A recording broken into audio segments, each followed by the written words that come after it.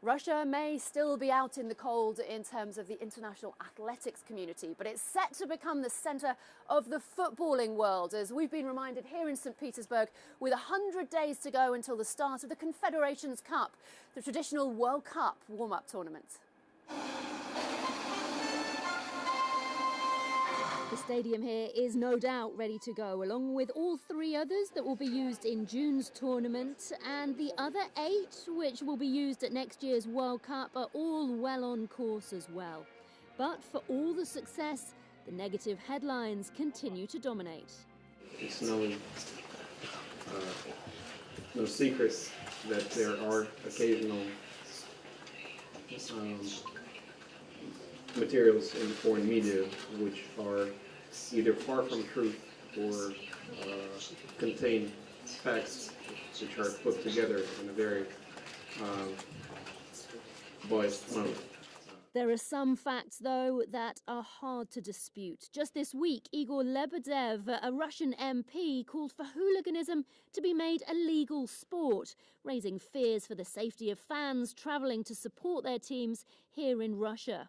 The most senior Russian implicated in the McLaren report into the state-sponsored doping programme, Vitaly Mutko, has been promoted from sports minister to deputy prime minister.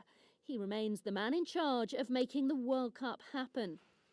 And the decision to appoint a man who previously denied the presence of racism in Russian football to lead the anti-racism task force, former player Alexei Smertin, has raised questions about whether or not tournament organisers are taking it seriously.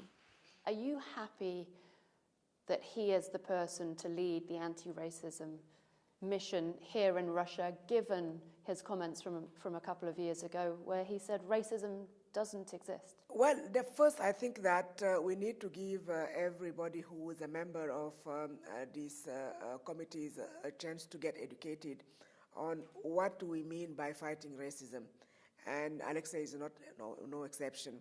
I just think that we need to give them time to learn what we are demanding in this kind of context. Should therefore somebody else who does understand the magnitude of the problem be leading the task force? Well, I think that he's a good representation of the Russian.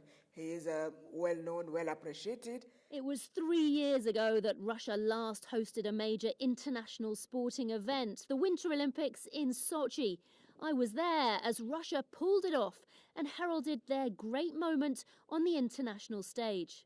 A whole lot has happened since then, both on the political and the sporting stage, and the international focus is on an altogether different scale. But whilst it's made the Russian organisers, and above that the Kremlin, more determined than ever to make this year's Confederations Cup and next year's World Cup a success, you suspect it will take a whole lot more than that to restore Russia's reputation and sporting integrity. Amanda Davis, CNN, St. Petersburg, Russia.